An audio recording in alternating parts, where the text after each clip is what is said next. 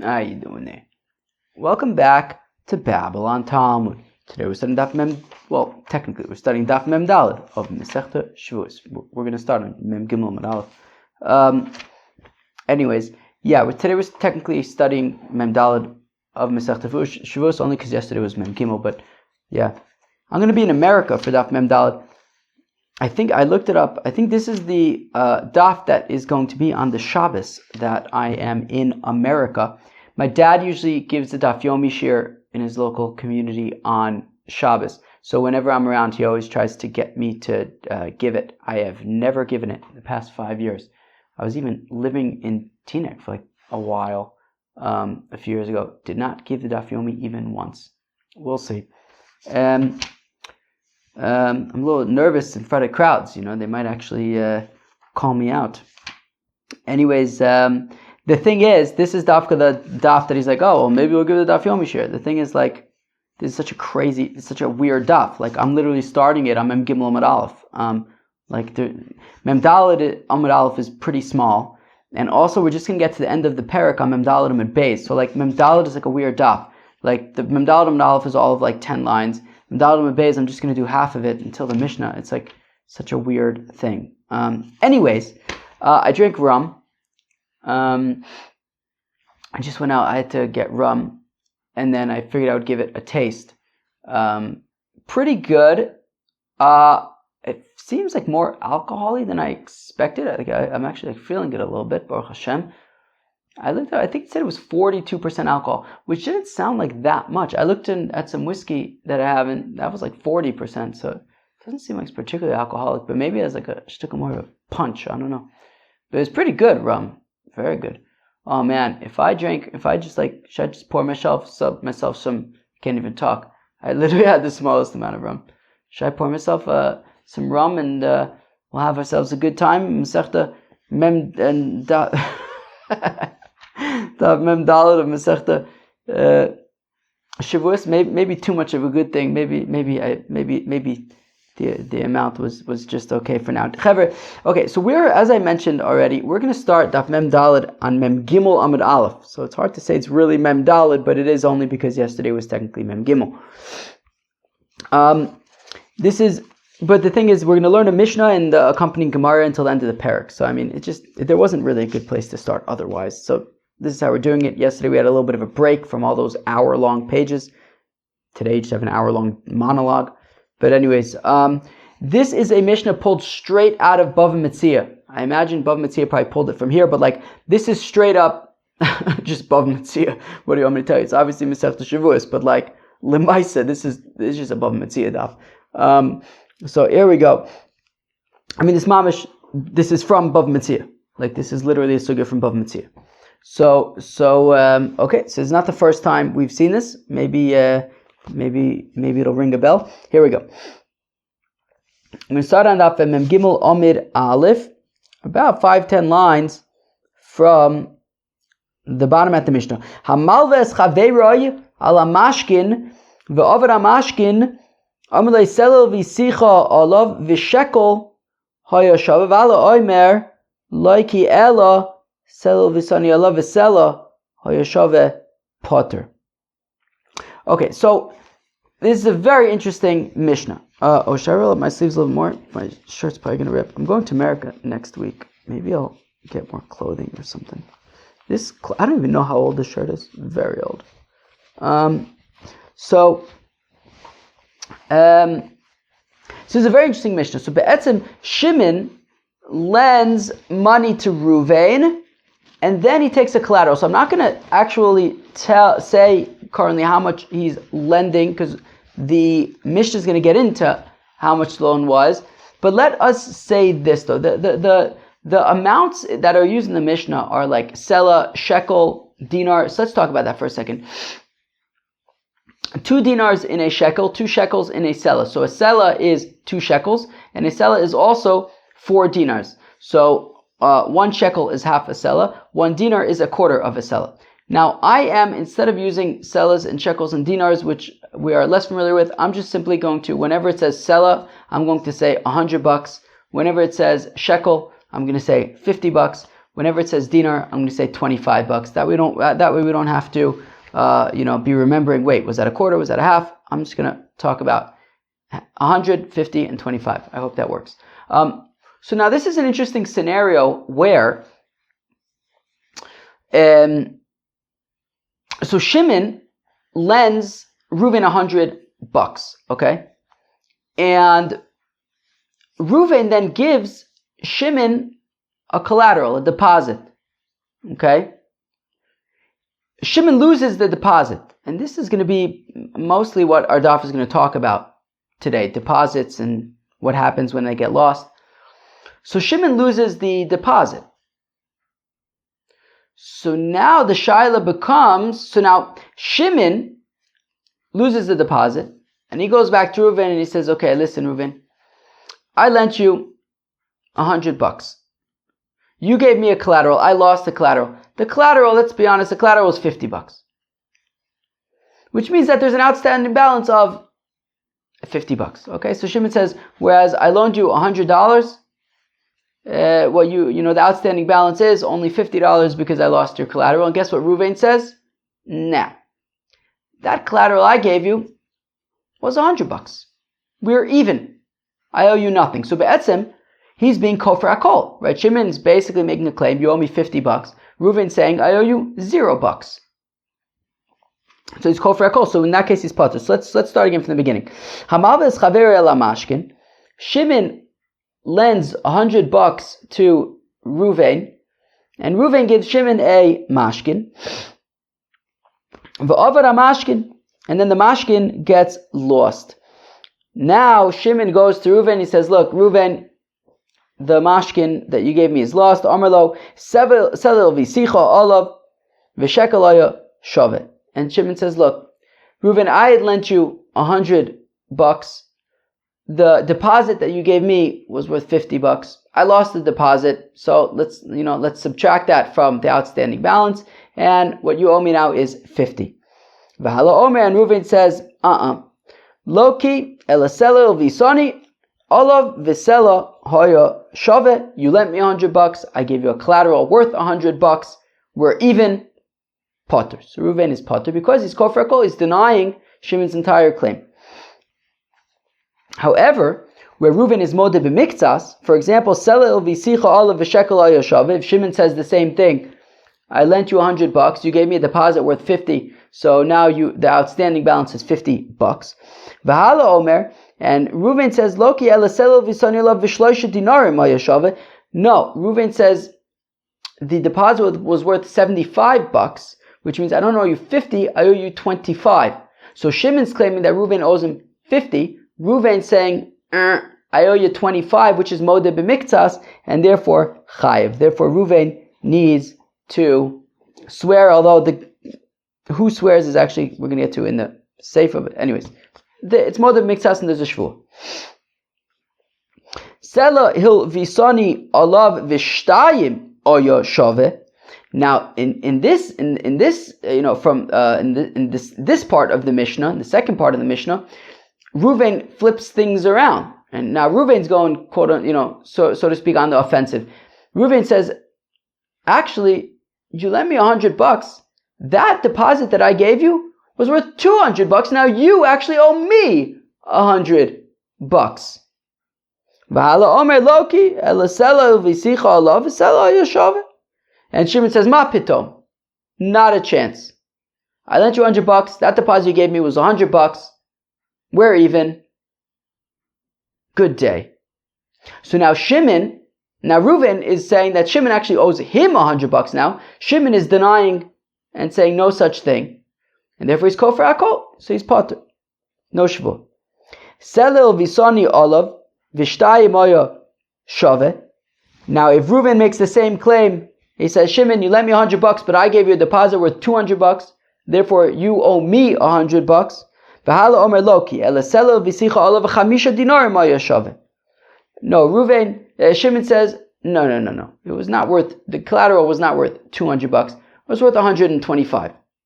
So therefore, I lent you $100. You gave me a collateral worth $125.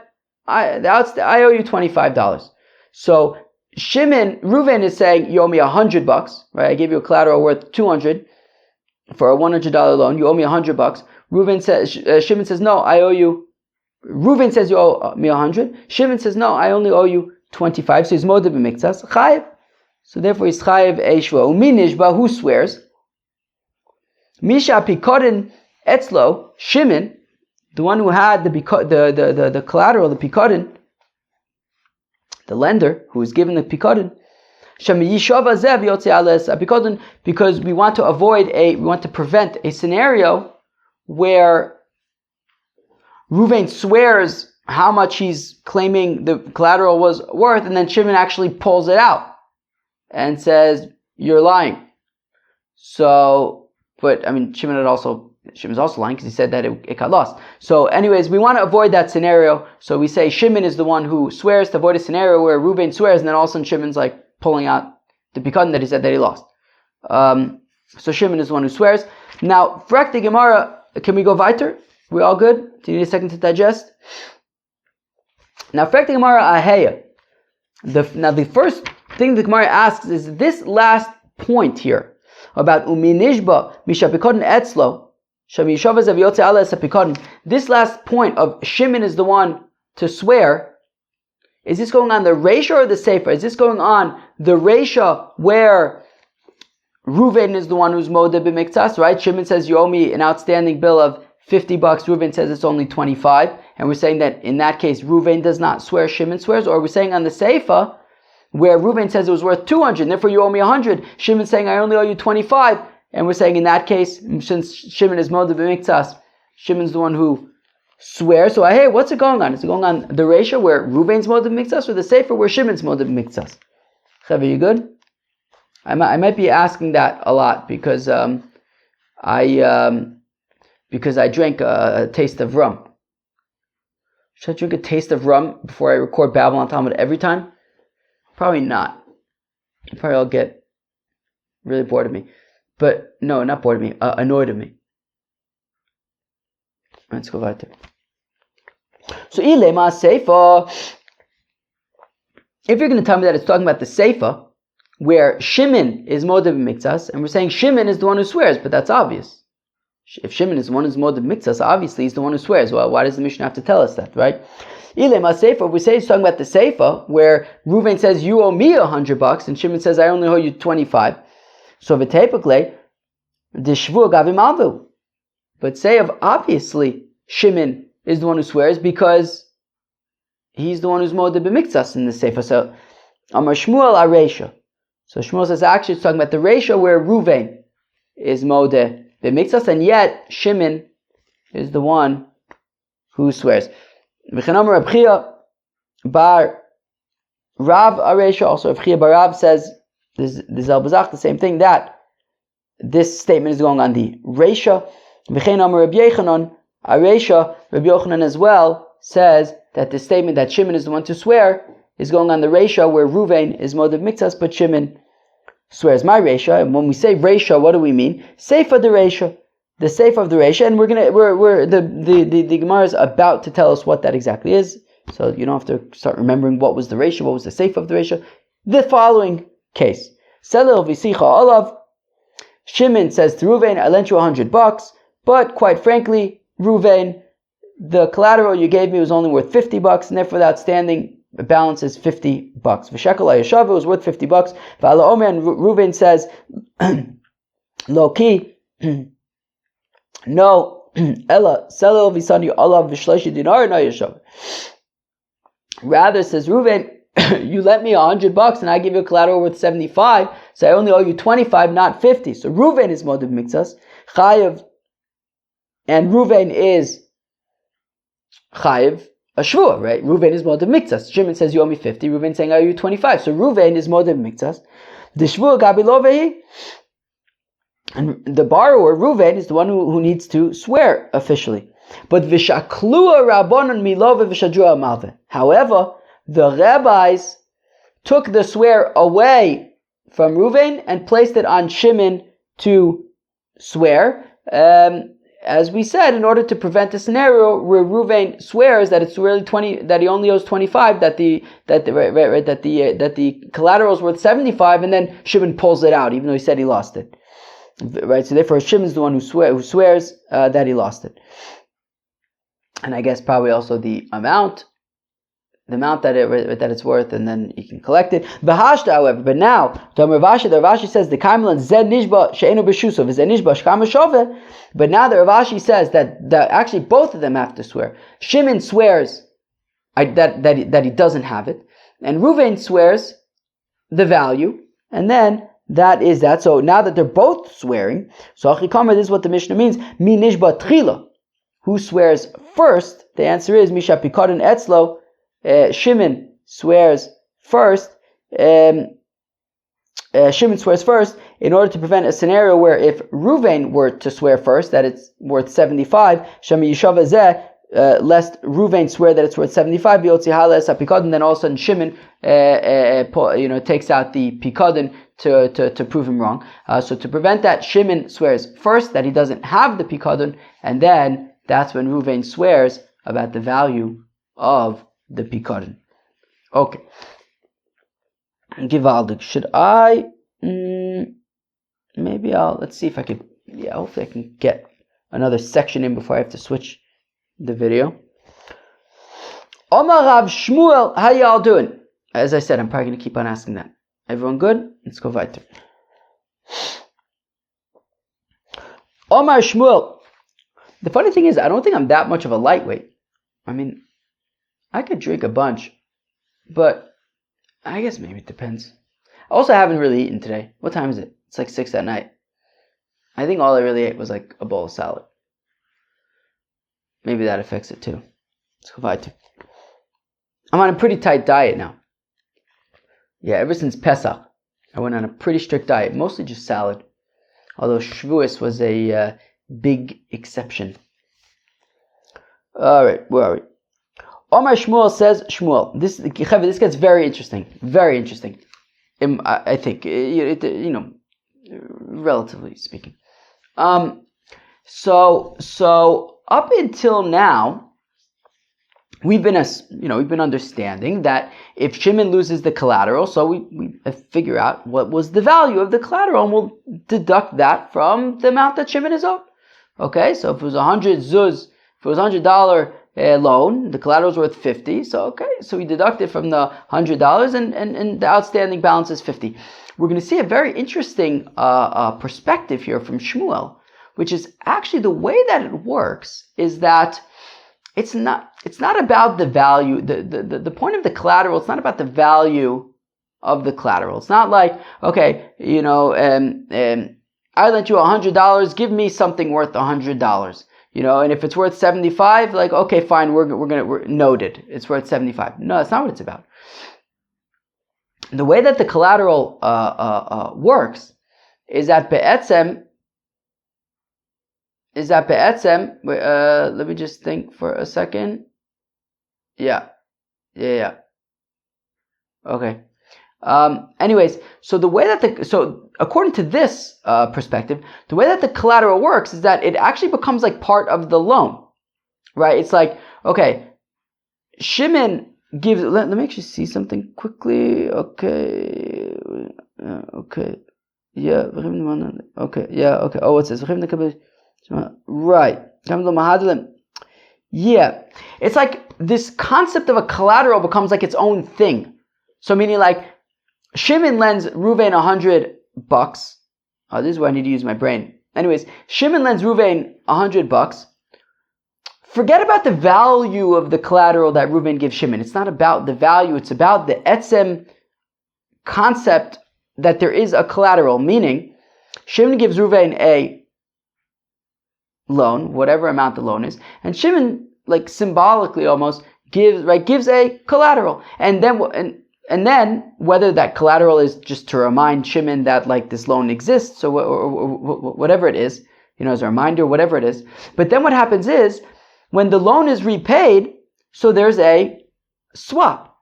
Ruvain repays back Shimon the value of the loan, and Shimon gives back the collateral. That's the way the collateral works. Right? It almost reminds me in some ways, not at all in the same way, but like a kinyan chalifin, right? You pick up a pen, I pick up a pen, and all of a sudden you're over my house.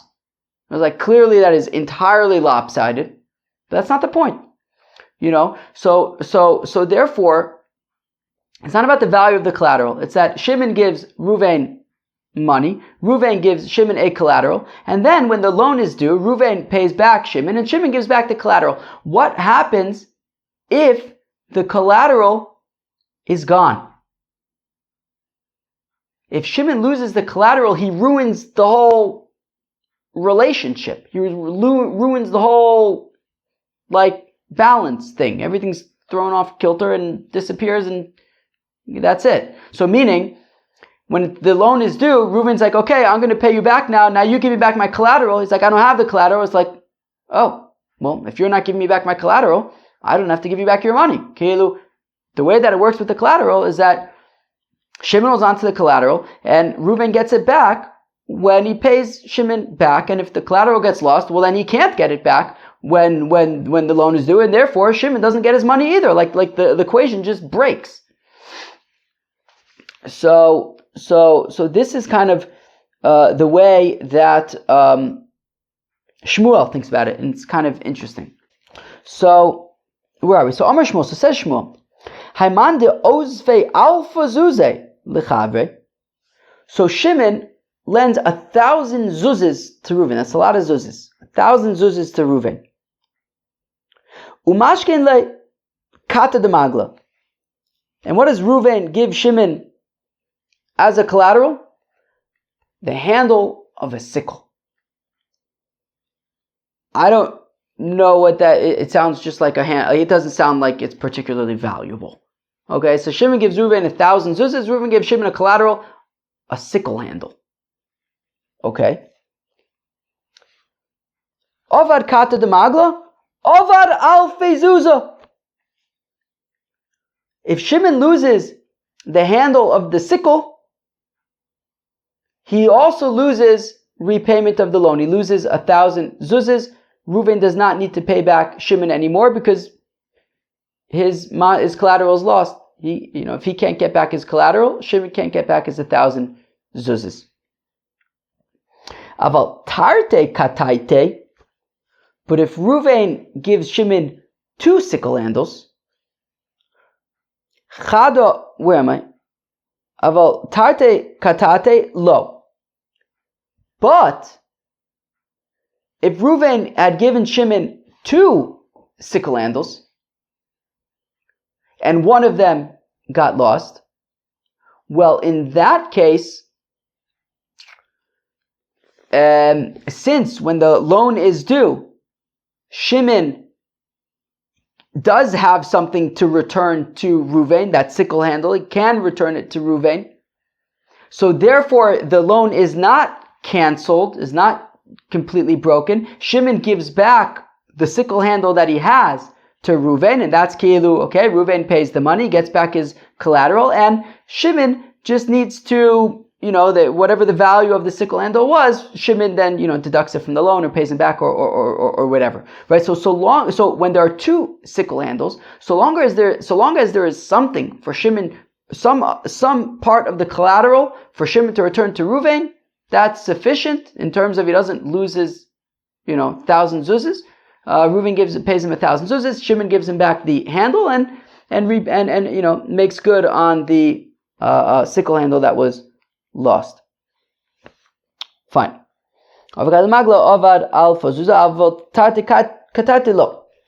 Rav Nachman Omar, whereas Rav Nachman says, actually, afilu tarte kataite ovad chada ovad chomish mea ovad idach ovad kula. So actually, says Rav Nachman, that no, just like the one sickle handle was representative of the entire loan, and if Shimon loses the sickle handle, he can't reclaim the loan at all. So 2 sickle handles, similarly, one represents half the loan, the other would represent the other half of the loan. If one of them gets lost, he loses half of the loan. If both of them get lost, he loses the whole loan.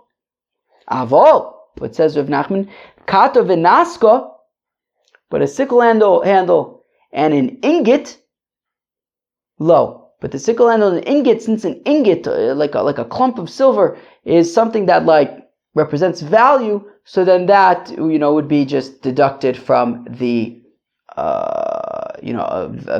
the loan, right? Because that isn't just a sort of collateral, a mashkin. It's actually the value is relevant, and that would be deducted from the loan. Nardoy Amr say Nardoy afilu kata v'naska.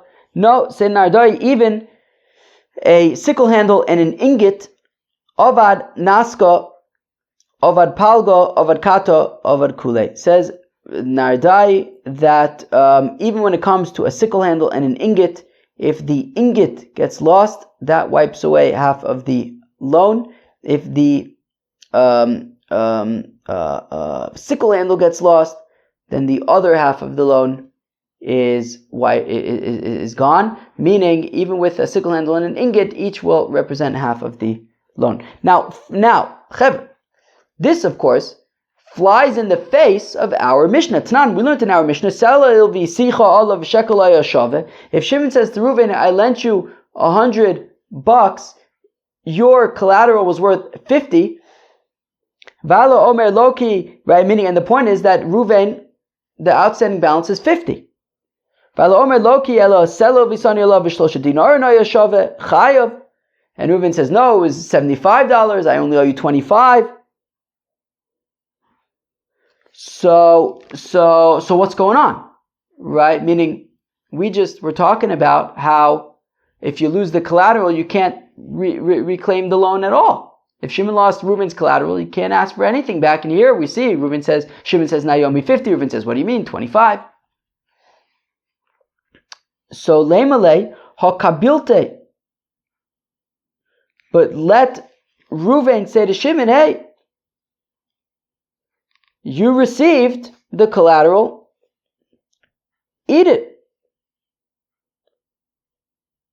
I think that's what it means. Right? Let Reuven say to Shimon, what do you mean? I actually don't owe you anything anymore. You lost the collateral. Our Mishnah is talking about where Shimon made it clear upon receiving the collateral, this is not as a collateral, but rather as a value. What does Rashi say? That when Shimon received the collateral, he simply said,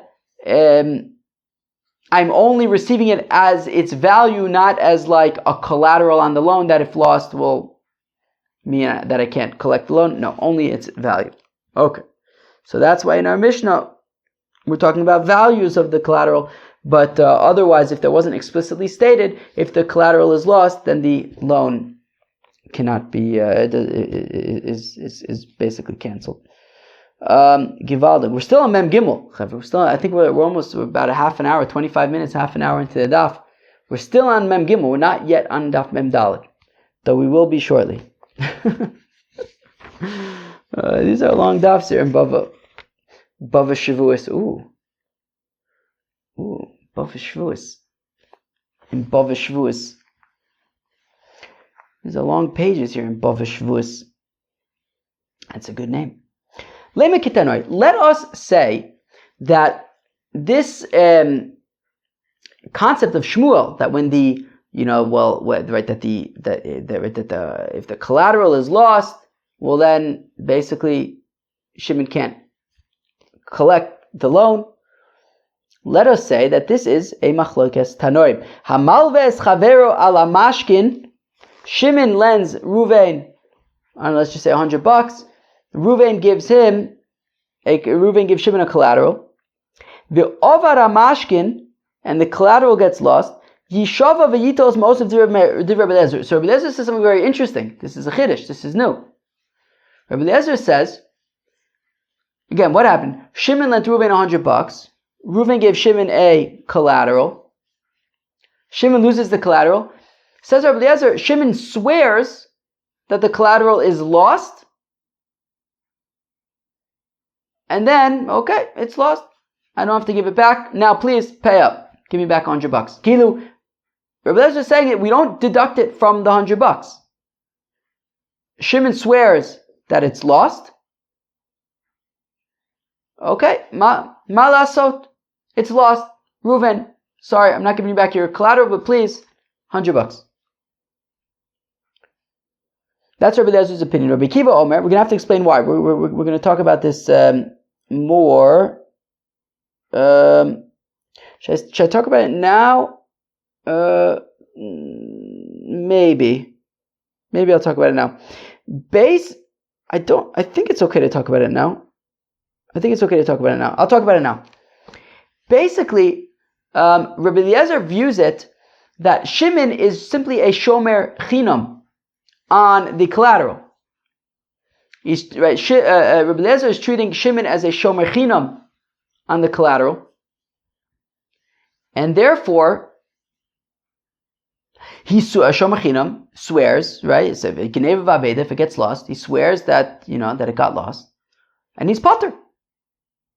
So Reuven says, "Hey, give me back my collateral." He says, "Look, I'm a shomer chinam. I swear it's lost."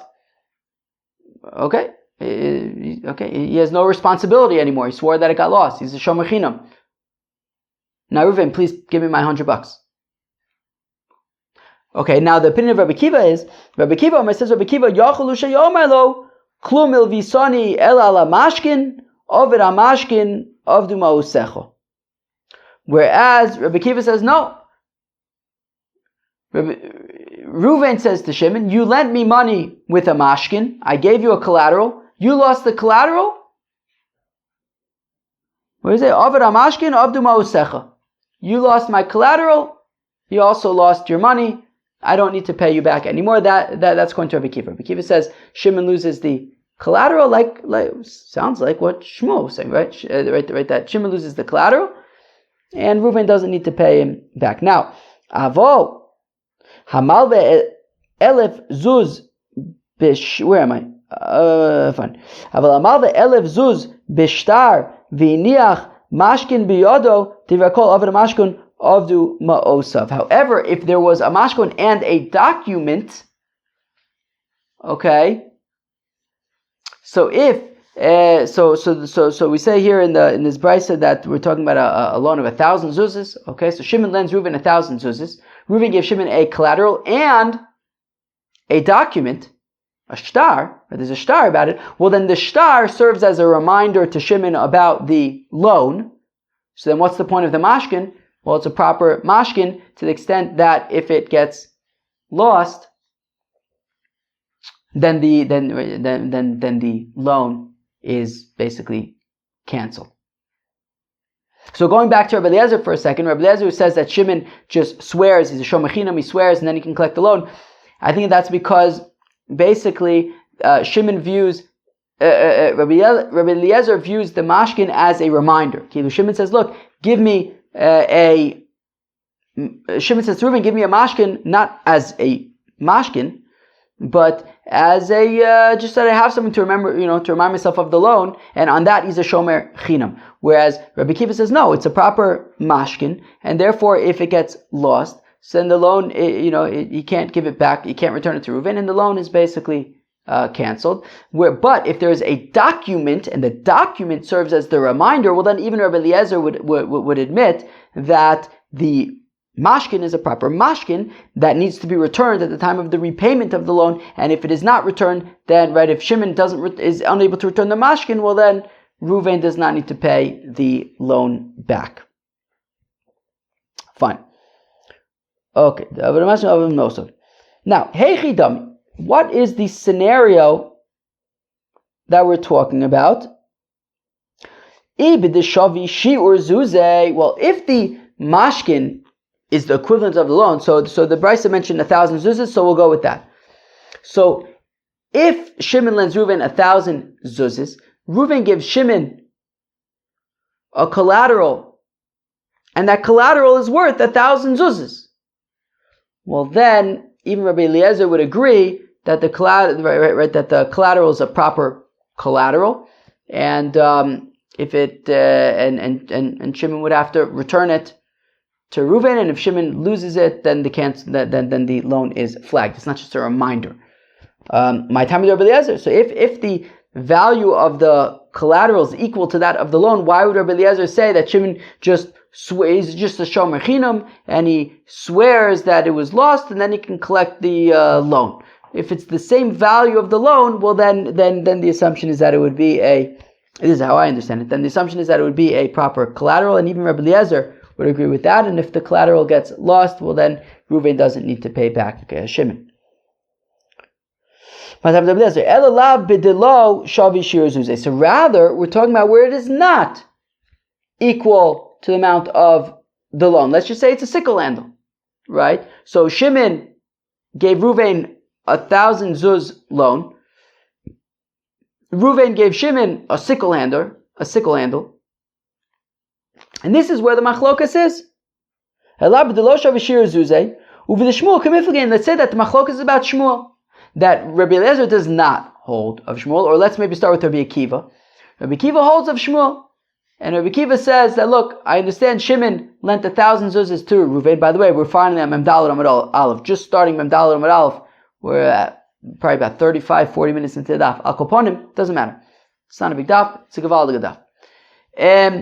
So Rabbi Akiva holds like Shmuel was saying, Rabbi Akiva is a Tana, Shmuel is an Amor, but Keilu, it matches up. That Rabbi Akiva is saying, I understand that Reuven only gave Shimon a sickle handle, even though Shimon gave Reuven 1,000 zuzas. So Shimon gave Reuven 1,000 zuzas. Reuven gave Shimon a sickle handle, but says Rabbi Akiva, that's a proper collateral. And if the collateral gets lost, the deposit gets lost, Shimon is unable to give it back to Reuven. Reuven doesn't have to give Shimon the 1,000 zuzas. Rabbi Eliezer says no. If the value of the collateral is less than that of the loan, I assume it's talking about less, right? What does it say? It says the low shavi shir. I assume it's talking about less, maybe more. I don't know, but okay. If it's not the same value of the loan, well, then it's just a reminder, right? What's the point of the sickle handle? As a reminder, right? Shimon keeps the sickle handle around. As kind of like a, okay, that's for that. As like a physical representation of that loan in his house. And on that he's simply a shomer chinam, and he simply swears that it got lost, and he doesn't need to pay for it. He's off the hook for that. But now Reuven, please pay me back 1,000 zuzas. Right? To which the Gemara says no, lo, nisht. B'deloi shavi. I'm sorry. Where am I? Lo. B'deloi shavi. Kuli alma leislu dishmuel. No, we want to say when it's just a sickle handle, for example. It's not worth 1,000 zuzas. We want to say that even Rabbi Akiva would agree with Rabbi Eliezer that it's just a reminder. It's not, right? Leislu dishmuel. They don't hold like Shmuel, who would say that if the sickle handle gets lost, the loan is canceled. They don't hold like that. If it's just a sickle handle, they don't hold like Shmuel. They would say, swear that, you're shomer chinam, just swear that it's lost and you weren't negligent, and then collect your loan. V'hacha b'deshavi shir zuze. So here it's actually talking about where the collateral is worth 1,000 zuzes. Okay, so why does Rabbi Eliezer say that he's just a shomer chinam? Over the Reb Yitzchak kamiflige. They're arguing about Reb Yitzchak.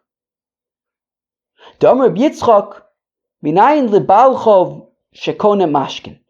How does where do we know? Says Reb Yitzchak. From where do we know that a balchov, a creditor, acquires the mashkin? Shneim v'lechasiyah tzedakah.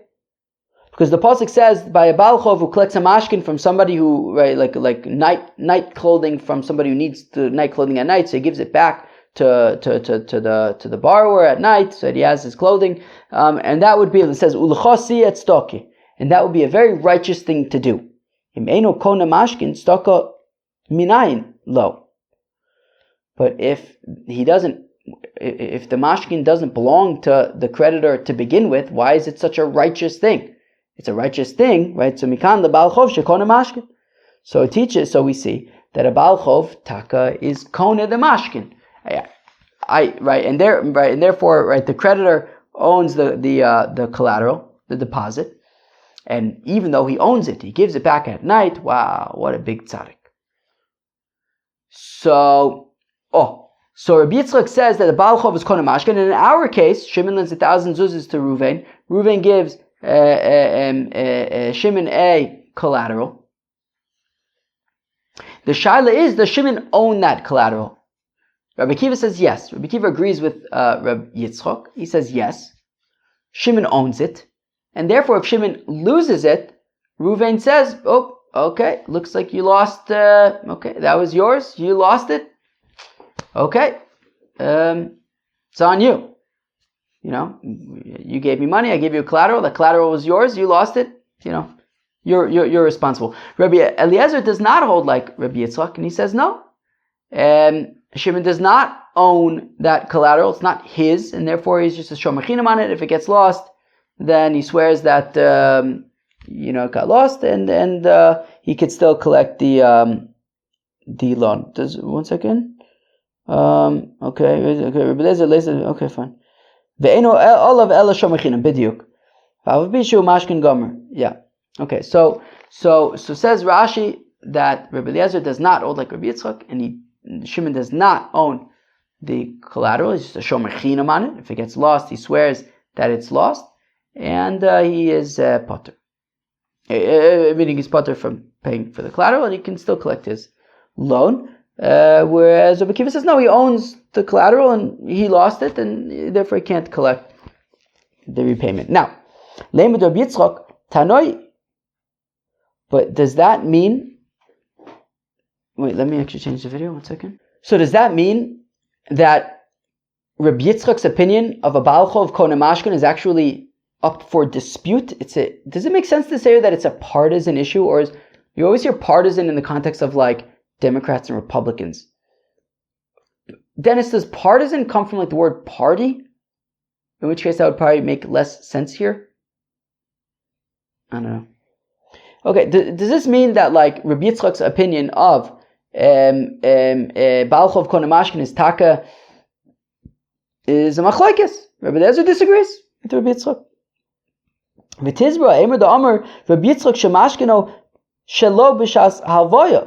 But 1 second, I'll say that Rabbi Yitzchak is talking about when Bezdin requires the borrower to give a mashkan after the fact in Bezdin, not at the time of the loan. And I think the point is that we're talking here at the time of the loan. Reuven gave Shimon a collateral, so Rabbi Yitzchak isn't even shayach here.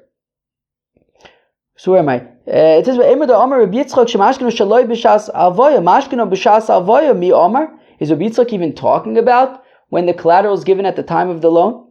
Elamashkino shalo b'shas alva also kule alma lo pliga desu Rabbi Yitzchak. No, everybody, Rabbi Eliezer, Rabbi Akiva, they both hold of Rabbi Yitzchak. Rabbi Yitzchak's talking about when the collateral is, Bezdin says to the borrower, give a collateral to the lender, and this happens in Bezdin later on, not at the time of the loan. And everybody holds like Rabbi Yitzchak that Baal Chov Kona Mashkin. V'acha b'mashkino b'shas halva also. But over here, we're talking about where the halva, where the mashkin was mashkined at the time of the loan. Uv'shomer aveda kamiflige. Wow. And the machlokes between Rabbi Eliezer and Rabbi Akiva is with how to relate to shomer aveda. What does that mean? It means, well, if somebody finds, Shimon finds Reuven's lost object. So he brings it home and he starts putting out flyers. I found object. If you think it's yours, call Shimon. So he's a shomer aveda. So he's in the midst of a mitzvah. He found the lost object. He's trying to find the owner and meet up with him and give it back to him. He's in the middle of a mitzvah. And in the meantime, he's guarding this object. So here too, right? A halva is be'etzem a mitzvah. right? Shimon is right. What does the pasuk say?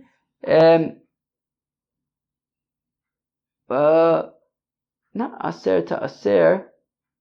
Oh man, what? Salve. Oh come on, this is such a famous thing. This is so embarrassing. Oh wow. Wait, this is like such a famous. Wait, I need to think for a second. Im Kesef Talva Asami. Wow, that took way too long for me to find. But you know where I found it? In Rashi on Daf Bezim and Bezim Masechta Sanhedrin. However, we've been in this book that I'm learning from. Sheesh, we've been in this for ages because Sanhedrin was like 113 daf or something like that. Makis another like 23, so it's like 146 or something, and then this is another 49. It's like almost like two. We've been learning from this book for a really long time. I'm going to America next week.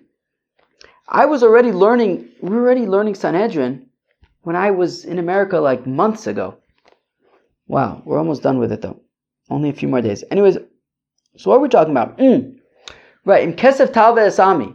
So Oni Imach. Right. Okay. Anyways, so loaning money is also a mitzvah, and therefore Shimon lends Reuven money. Reuven gives Shimon a collateral, so he's guarding the collateral, and he's shomer. It's like he's a shomer aveda, right? Just like the person guarding a lost object, he's watching it in the context of a mitzvah. So also somebody with the collateral, Shimon, is basically guarding this collateral in the context of a mitzvah of loaning money, and the shaila is, how do we relate? Rav Shomer Aveda kamiflei the itmar Shomer Aveda, when it comes to Shomer Aveda guarding a lost object, Rabba Amar Shomer Chinam. Rabba says he's like a Shomer Chinam. So Rabbi Eliezer would hold like Rabba is a Shomer Chinam, and therefore he just swears and he doesn't have to pay the collateral, and he can collect the loan. Rav Yosef Omar Kishomer Socher Dami, whereas Rav Yosef says it's not a Shomer Chinam, it's a Shomer Socher. Shomer Socher is Taka Chayav for Gneva Va'aveda. Slim Rav Yosef Tanoihi.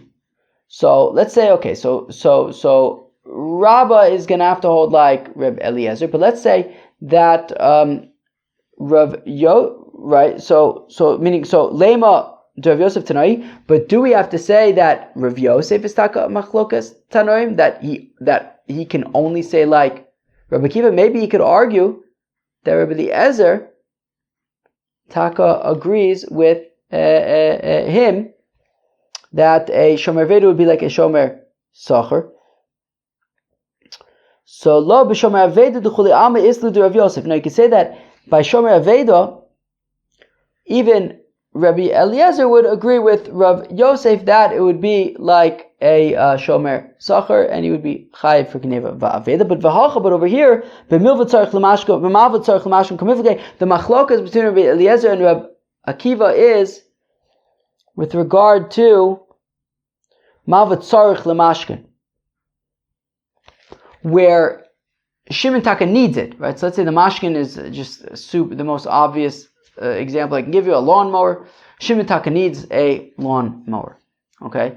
And so now Shimon actually is getting benefit from the lawnmower, from the collateral. So Rabbi Eliezer says, look, Shimon's getting this collateral, he needs the collateral, therefore it's not a mitzvah, right? It's not like, oh, he's doing a big mitzvah by guarding, and he's a and he's he's like a shomer aveda.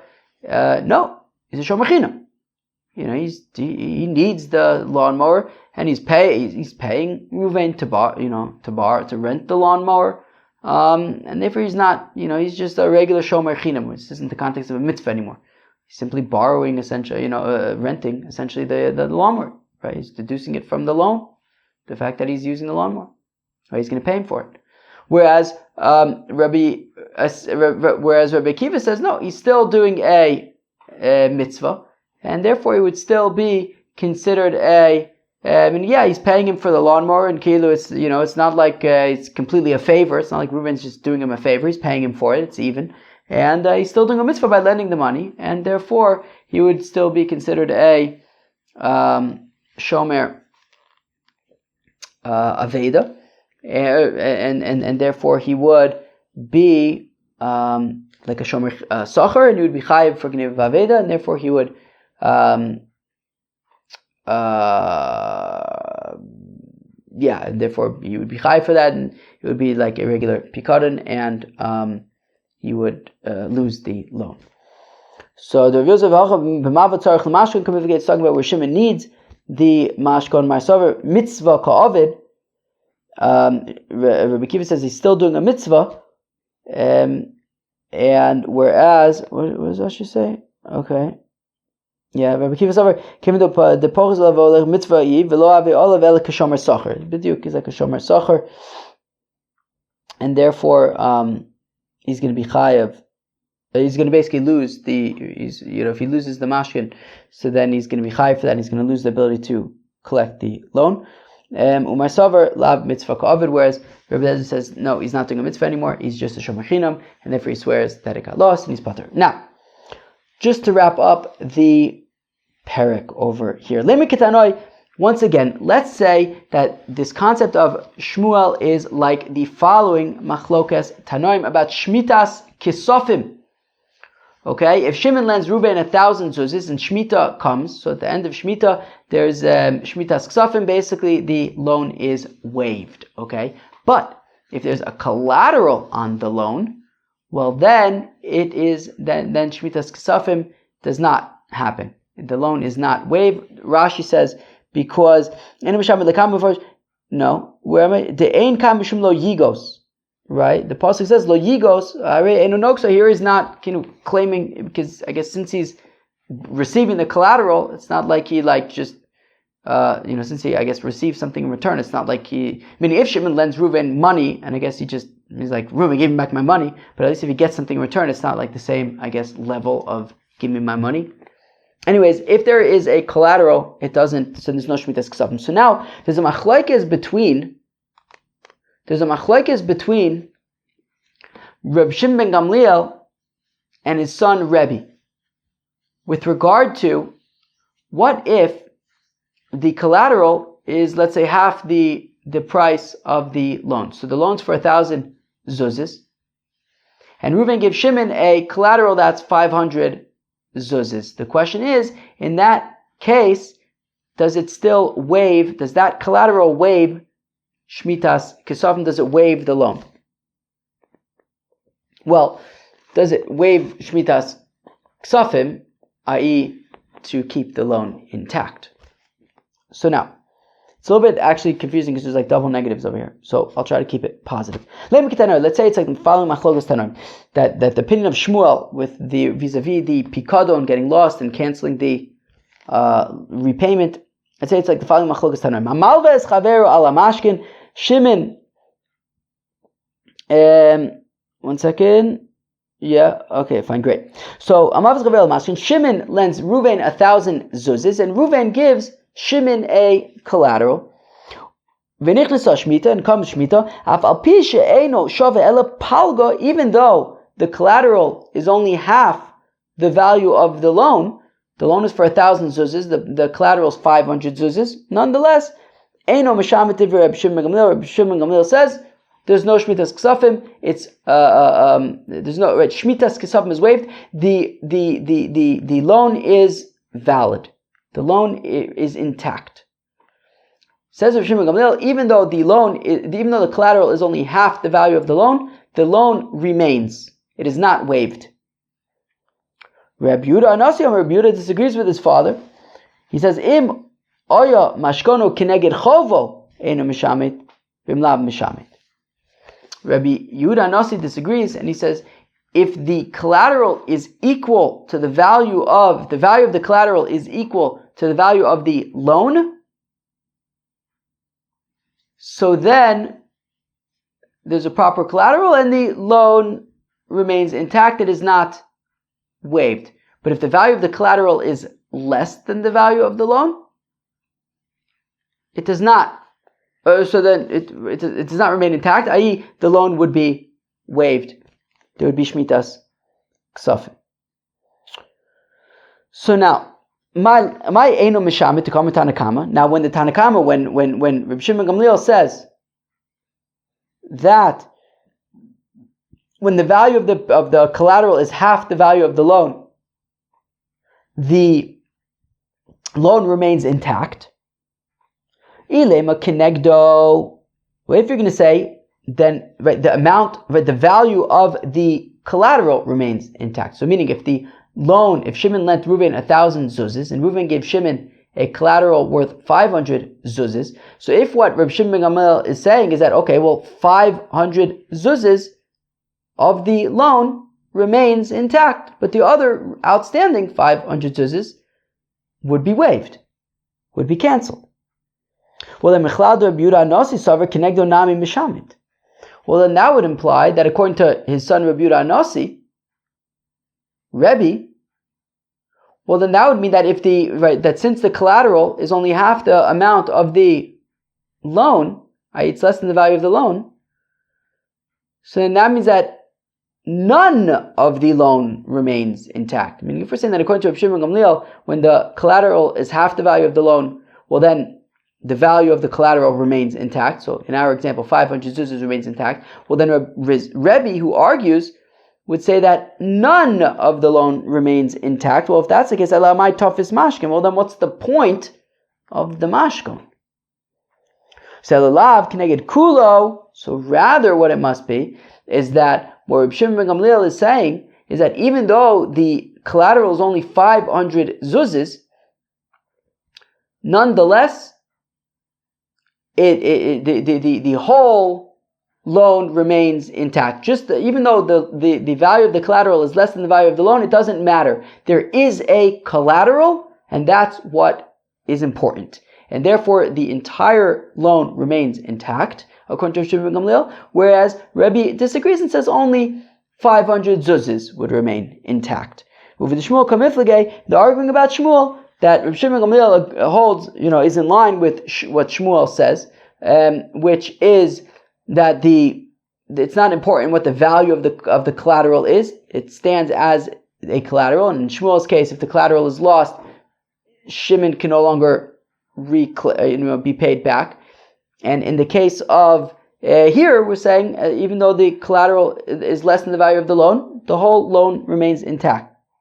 I think that there's some noise coming from outside. Let me just confirm. What's going on out there? A bunch of people yelling. Oh, now someone's talking very loudly. All right, let's finish up the parak. So now we say, so the Shmuel comes, lo, we say no. L'olam kinegdo. No, really, neither of them hold like Shmuel.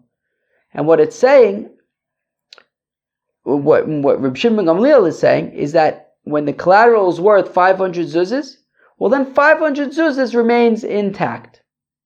And Rebbe says, none of the zuzes remain intact. That the whole loan is waived. Olam Kenegdo, it's talking about the value of the 500 zuzes. It is a machlokas. Tanakama Sovar Reb Shimon Gamliel holds Kenegdo, that the 500 that the collateral will keep 500 zuzes intact. Reb Yehuda Nasi Sovar Kenegdo Nami Mishamet. Whereas Reb Yehuda says no, even that will not remain intact. None of it will remain intact when the value of the collateral is less than the value of the loan. Would you call Omar lemay tofis le mashkin? And if you can say, well, then why did Shimon take a mashkin at all? Lezichin dvar barim, so that he remembers, right? Or so that he can remember. I mean, come Shemitah, I guess that it's going to be there's not going to be anything to remember. But I guess at least maybe before Shemitah, so he could remember. It's not an interesting, right? What's there to remember if you're basically going to lose? To remember that you're going to lose your money. But anyways, Adjon Olach. Shevuos Adayan, and I don't know, maybe there's some value in remembering. Maybe if you want to, collect it before Shemitah somehow. I don't know. Azoy. That was daf Mem Dalet, or really, a lot of it was really just Mem Gimel. But anyways, yeah, today we discuss a very, very interesting sugya, actually.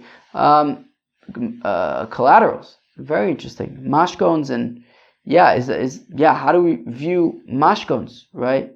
Yeah, do we view them as their value? Do we view it as like a just kind of like a sort of procedural thing when it comes to loans? And if the mashkon gets lost, then the loan is kind of canceled. That was super interesting. And then tomorrow we're going to start the seventh and second to last parak of Masechta Shevuos. Also a difficult one, I'm telling you. There's like Bav Mitzia until the end of Masechta Shevuos. Bavim Shevuos. Bav Mevuos. Peace out.